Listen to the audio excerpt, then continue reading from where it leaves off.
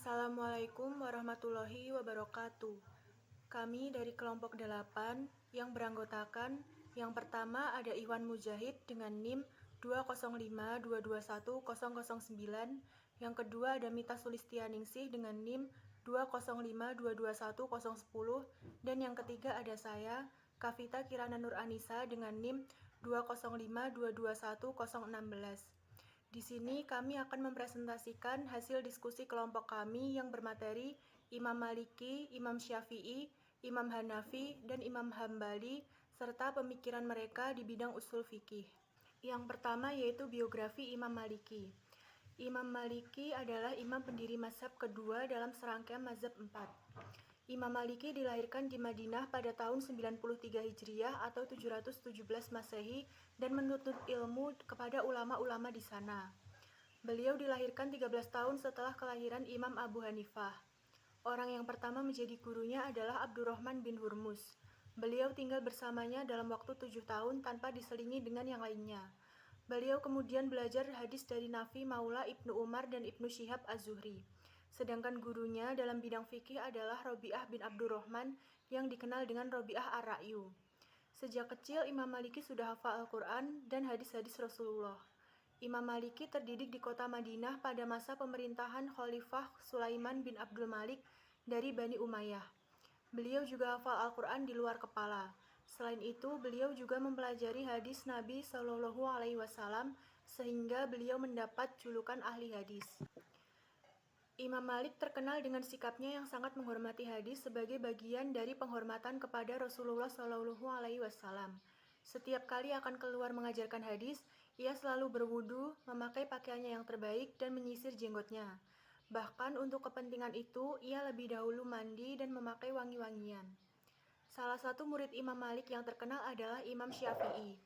Imam Malik memuji pemahaman dan hafalan Syafi'i, serta memberinya banyak hadiah ketika selesai dan pulang meninggalkan pengajiannya. Imam Syafi'i pun sangat memuji Imam Malik dengan mengatakan, di muka bumi ini tidak ada kitab ilmu yang lebih sahih daripada Al-Muwatta' Malik. Yang selanjutnya yaitu biografi Imam Syafi'i. Imam Syafi'i adalah salah seorang ulama yang sangat masyhur. Setiap orang yang memperhatikannya akan tertarik untuk mengetahui lebih dalam pribadinya, perilakunya, serta peninggalannya yang telah membuat orang yang memperhatikannya menghormati, memuliakan, dan mengagungkannya. Ia ulama mujtahid atau ahli ijtihad di bidang fikih dan salah seorang dari 4 imam mazhab yang terkenal dalam Islam. Ia dilahirkan di Gaza, sebuah kota kecil di Laut Tengah pada tahun 150 Hijriah atau 767 Masehi. Nama lengkap Imam Syafi'i adalah Abu Abdullah Muhammad bin Idris al-Syafi'i. Ia sering juga dipanggil dengan nama Abu Abdullah, karena salah seorang putranya bernama Abdullah. Setelah menjadi ulama besar dan mempunyai banyak pengikut, ia lebih dikenal dengan nama Imam Syafi'i dan mazhabnya disebut mazhab Syafi'i. Kata Syafi'i dinisbatkan kepada nama kakaknya yang ketiga yaitu Syafi'i bin Al-Sa'ib. Ayahnya bernama Idris bin Abbas bin Utsman bin Syafi'i Al-Sa'ib bin Abdul Manaf. Sedangkan ibunya bernama Fatimah binti Abdullah bin Al-Hasan bin Husain bin Ali bin Abi Thalib. Dari garis keturunan ayahnya, Imam Syafi'i bersatu dengan keturunan Nabi Muhammad SAW. Yang selanjutnya yaitu pemikiran dan karya-karya Imam Maliki di bidang usul fikih. Yang pertama ada Kitabullah, yaitu di dalam berhujjah dengan Al-Quran, Imam Malik mengambil nas Al-Quran, mengambil dohirnya, mengambil mafhumnya, mengambil mafhum mukhalafahnya yang dinamakan dalil, serta mafhum muwafaqahnya. Yang kedua yaitu sunnah. Beliau mengambil dari as-sunnah atau al-hadis sahih. Dalam hal ini pegangannya adalah muhadis-muhadis besar dari ulama Hijaz. Yang ketiga ada amal ahli Madinah. Dasar ini merupakan ciri dari mazhab Malik karena berbeda dengan mazhab lain. Al-Kharafi juga memberikan komentar bahwa amal ahli Madinah yang dimaksud Malik yang didahulukan atas kabar ahad ialah amal yang berdasarkan hadis, bukan yang berdasarkan ijtihad. Baik, saya akan menjelaskan slide berikutnya yaitu tentang fatwa sahabat. Jika hukum masalah itu tidak ditentukan dalam sumber-sumber di atas, maka merujuk kepada pendapat sahabat dengan alasan Imam Malik memandang fatwa sahabat sebagai suatu dasar fikih yang merupakan hujah sebagai cabang sunnah. Terus yang kelima yaitu qiyas. Menurut Imam Malik, qiyas adalah menyamakan hukum masalah yang tidak ada hubungannya dalam teks Al-Quran dan sunnah dengan hukum masalah yang terdapat hukumnya dalam salah satu atau kedua sumber tersebut disebabkan kesamaan ilatnya. Terus yang keenam yaitu maslahah mursalah. Imam Malik dan Imam Ahmad dan serta para pengikutnya itu berpendapat bahwa istihah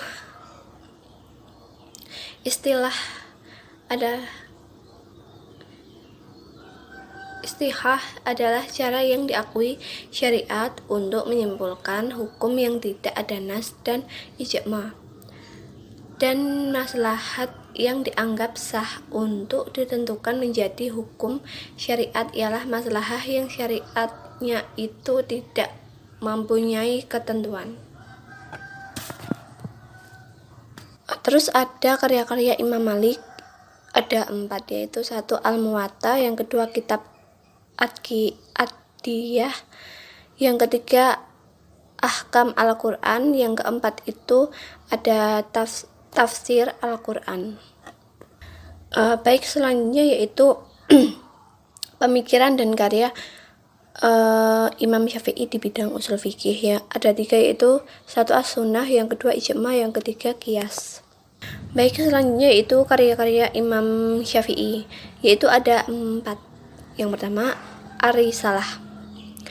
Kitab ini disusun berkaitan dengan kaidah-kaidah usul fikih yang di dalamnya itu diterangkan mengenai pokok-pokok pegangan Imam Syafi'i dalam mengistinbatkan suatu hukum.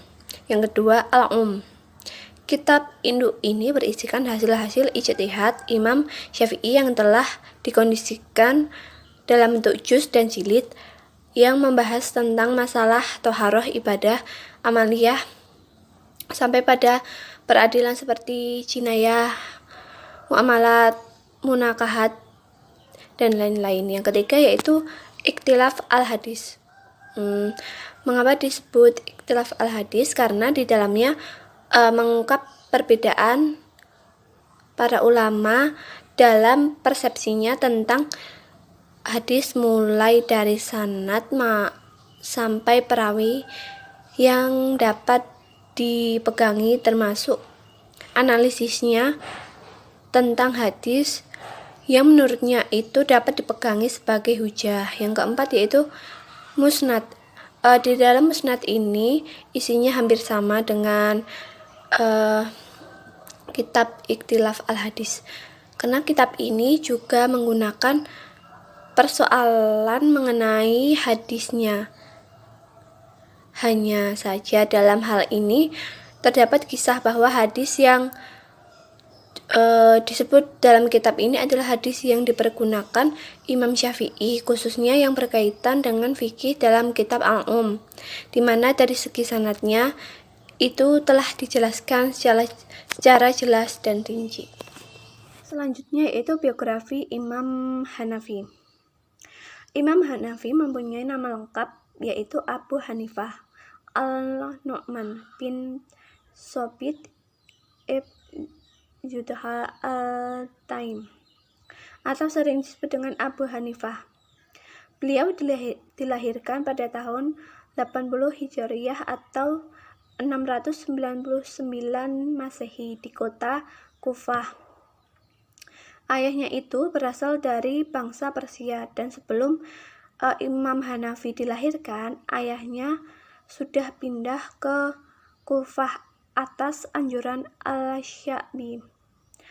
Salah satu guru Imam Hanafi yaitu Muhammad bin Abi Sulaiman, yang wafat pada tahun 120 Hijriyah. Beliau mengembara ilmu pada Muhammad bin Abi Sulaiman selama 18 tahun. Dengan kewafatan beliau, Imam Hanafi menjadi seorang guru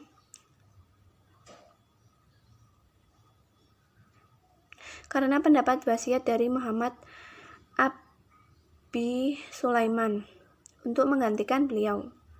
Nah, semenjak tahun 120 Hijriah, Abu Hanifah menjadi seorang guru.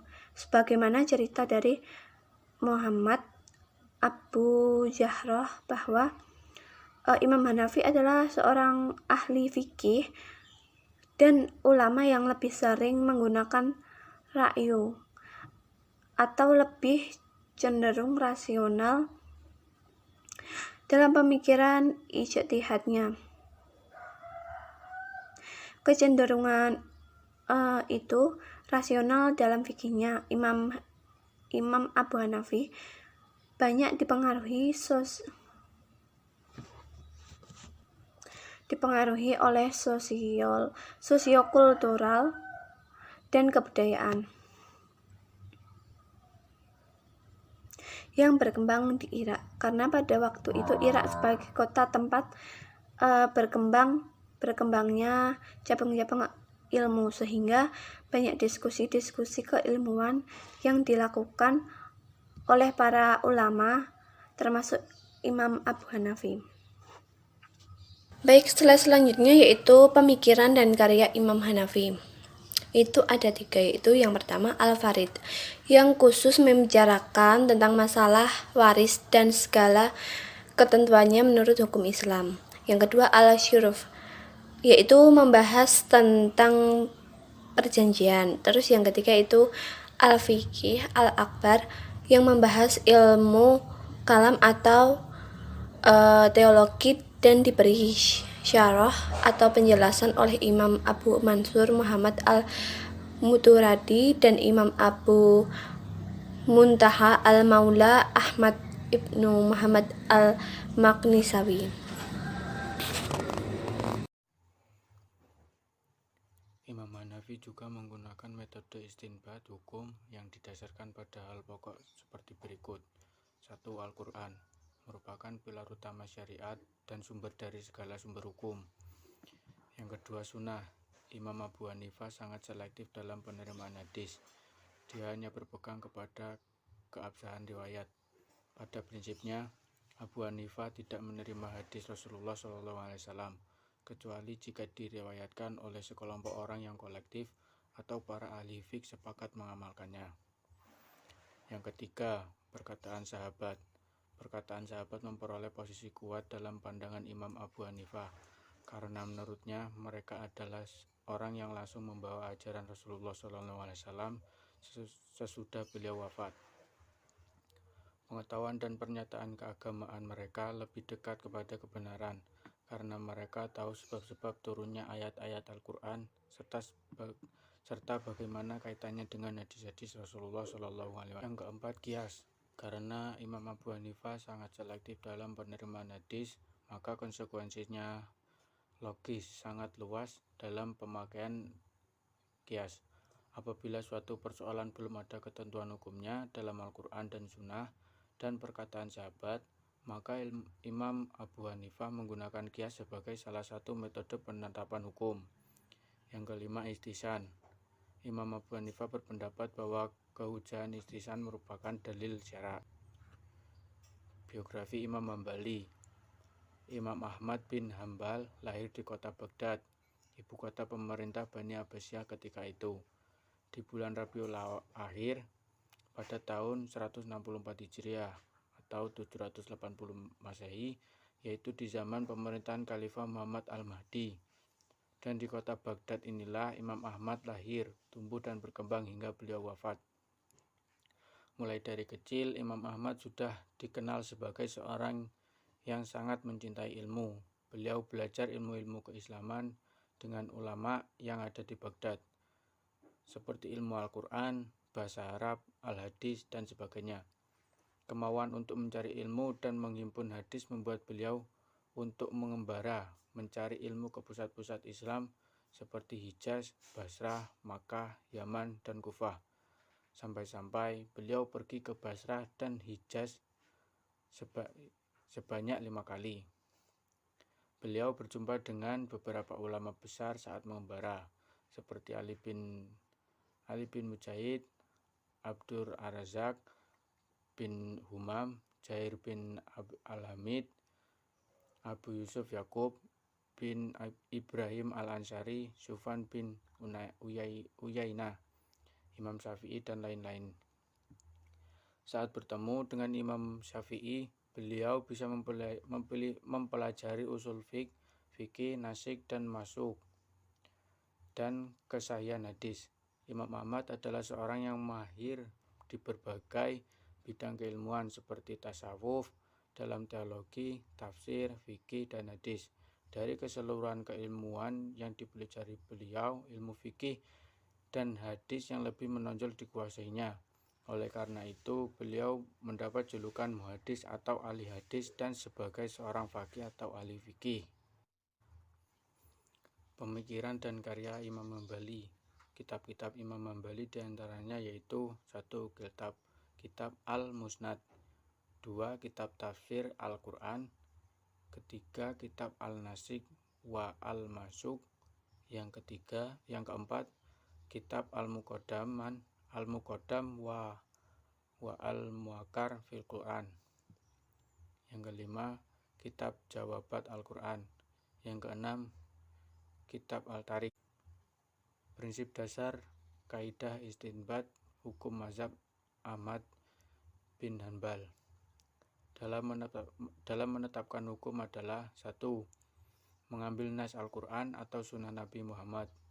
Jika beliau menemukan nas dari Al-Quran dan sunnah, tidak mau melirik yang lain. Terhadap amal ahli Madinah, ra'yu, qiyas, pendapat sahabat, ijma' yang tidak ada satu orang pun menolaknya, dan dia tidak mau mendahulukan ketimbangan hadis sahih. Yang kedua, fatwa para sahabat Nabi SAW. Apabila ia tidak mendapatkan suatu nas yang jelas, baik dari Al-Quran maupun dari hadis sahih, maka ia menggunakan fatwa-fatwa dari para sahabat Nabi yang tidak ada perselisihan di kalangan mereka. Yang ketiga, fatwa dari sahabat Nabi yang timbul dalam perselisihan. Fatwa para sahabat Nabi yang timbul dalam perselisihan di antara mereka dan diambilnya yang lebih dekat dengan nas Al-Quran dan Sunnah. Apabila Imam Ahmad tidak menemukan fatwa para sahabat Nabi yang disepakati sama mereka, maka beliau menetapkan hukum dengan cara memilih dari fatwa-fatwa mereka yang ia pandang lebih dekat kepada Al-Quran dan Sunnah. Yang keempat, hadis mursal dan hadis dhaif. Apabila Imam Ahmad tidak mendapatkan dari Al-Quran dan Sunnah yang sahih, serta fatwa-fatwa sahabat yang disepakati atau diperselisihkan, maka beliau menetapkan hadis mursal dan hadis dhaif. Yang kelima, qiyas. Apabila Imam Ahmad tidak mendapatkan nas, baik dari Al-Quran dan Sunnah yang sahih, serta fatwa sahabat maupun hadis dhaif dan mursal, maka Imam Ahmad dalam menetapkan hukum menggunakan qiyas.